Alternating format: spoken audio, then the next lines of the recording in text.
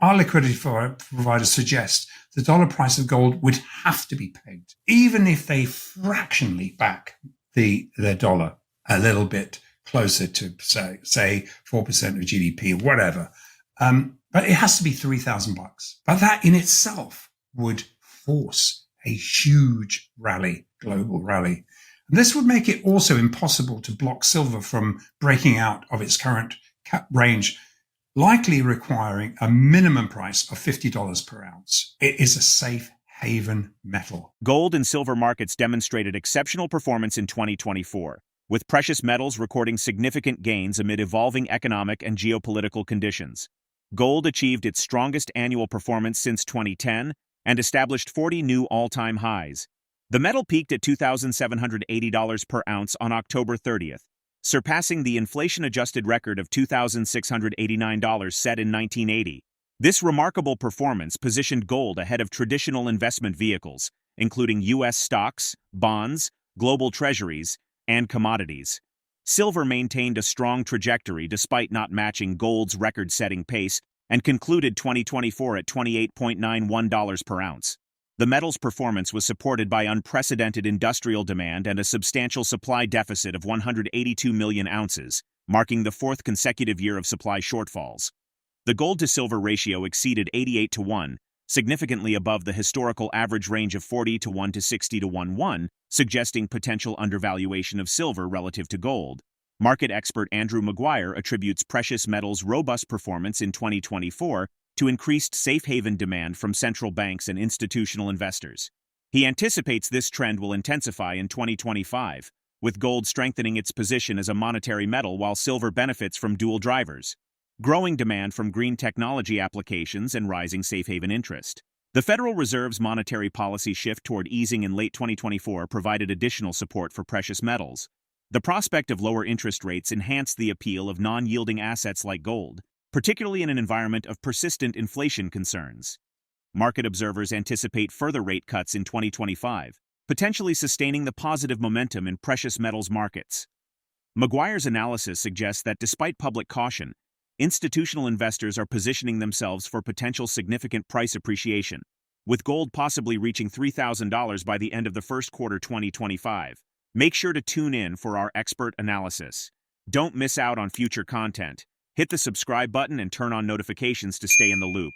Your support is greatly appreciated. So, driven by central bank, sovereign, and institutional safe haven physical demand, gold and silver made significant gains in 2024, with gold and silver prices increasingly being discovered in fully physically backed BRICS-facing exchanges. And this physical demand will continue to accelerate in 2025. Now, while gold benefited from its monetary role as an investment metal, as has silver attracted similar safe haven demand, though, silver's also gained from the increasing demand for its climate-friendly applications. And we're looking at EV battery advancements, photovoltaics, and etc.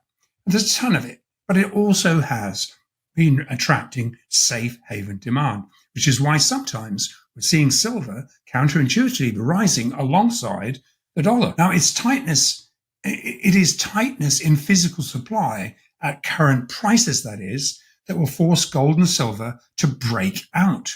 And under the smoke and mirrors COMEX-driven action is what we're looking at through the physical markets. It is through that lens that is providing us a far more bullish outlook than is being spun by Western-facing analysts. Now, what's not being factored in to current gold and silver price forecasts is both gold and silver are increasingly breaking free of their inverse dollar and bond correlations.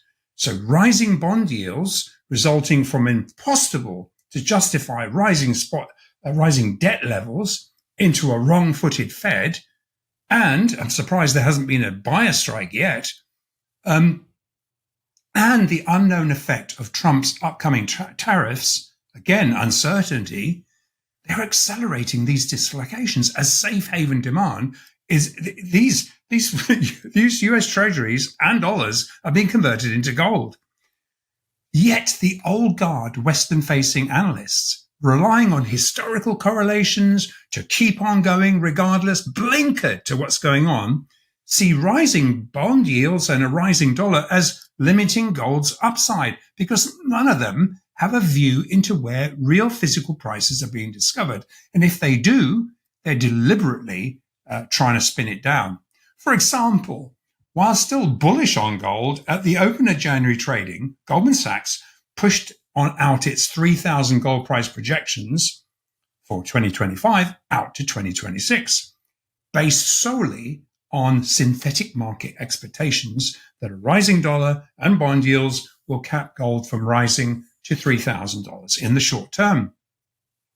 However, all our first-tier liquidity providers, and yes, one is a market maker at Goldman Sachs, assess that they are forced to unwind the forced unwind of dwindling COMEX open interest flowing into markets getting physically settled outside the COMEX LBMA machine which is a bubble, will continue to evidence the dumping of US treasuries for gold and conversions of the strongest dollar since November 2022. This exacerbates the break in historical inverse correlations. Now, liquidity providers see safe haven gold and silver rising alongside the dollar and bond yields. Obviously, on an intraday basis, you might see that volatility. It might start to, because the momentums will jump on it. But guess who's buying that? The same commercials are exposed, and the bullion markets are exposed to outflows of bullion. Market analyst AndrewMaguire maintains a strongly optimistic outlook for precious metals, drawing parallels to gold's significant revaluation as a first-tier asset in January 2023. His projections indicate potential price targets of $3,000 per ounce for gold and $50 per ounce for silver, supported by increasing safe haven demand and supply constraints. Central bank activity has emerged as a crucial factor in gold's market performance, with acquisitions exceeding 800 tons by November 2024. This represents the third consecutive year of substantial gold accumulation by central banks, reflecting a broader trend of de-dollarization as nations seek to diversify their reserves away from U.S. dollar holdings amid concerns over sanctions and fiscal stability. The precious metals market continues to demonstrate resilience, with gold poised to conclude the week with approximately 2% gains, trading at $2,686.20 per ounce. Despite recent employment data showing robust job creation, this positive performance comes with the U.S. economy adding 256,000 positions last month, substantially exceeding economist forecasts. While the strong employment figures have led some analysts to suggest the Federal Reserve may curtail its monetary easing cycle earlier than anticipated, others maintain a cautious stance regarding economic prospects. These market observers point to potentially significant financial challenges that could materialize later in the year, suggesting continued support for precious metals as a hedge against uncertainty. Let's get back to the interview. But I see this as a bullish event, as bullish an event as when gold was revalued as a first-tier asset class 2 years ago in January 2023. I see this as being a several $100 rise in the global price. Now, I haven't posted on X for the longest time. I just haven't had the time, to be honest. But I will do if actually more comes to light before the next episode. So the question, of course, that comes into your mind is, how will this impact gold? Well, for this to play out equitably, our liquidity providers suggest the dollar price of gold would have to be pegged, even if they fractionally back their dollar a little bit closer to, say 4% of GDP or whatever. But it has to be $3,000. But that in itself would force a huge rally, global rally. And this would make it also impossible to block silver from breaking out of its current cap range, likely requiring a minimum price of $50 per ounce. It is a safe haven metal. Now, there are a couple of other bullish drivers, which perhaps we can cover in the last few couple of minutes of the episode. So really, let's look at the bigger picture. In addition to the power of Siberia pipeline, potentially providing China with heavily discounted energy, and in the order to halt. There's an attempt to halt progress of the proposed Russia-Kazakhstan gas pipeline. Also, all of this is going to provide China with limitless flows of tariff offsetting cheap energy. The robust performance of gold and silver underscores their enduring appeal in an unpredictable economic environment. As global dynamics continue to evolve, the dual role of these metals, as safe haven assets and essential components of industrial demand, positions them as pivotal players in the financial landscape. The outlook for precious metals remains compelling, with ongoing central bank acquisitions and supply challenges shaping market trends. How do you see the interplay between monetary policy shifts and industrial demand shaping the future trajectory of gold and silver prices? Share your perspective in the comment section. If the video resonates with you, join our community by subscribing to our channel and enabling notifications with the bell icon. Thank you for being a part of our community.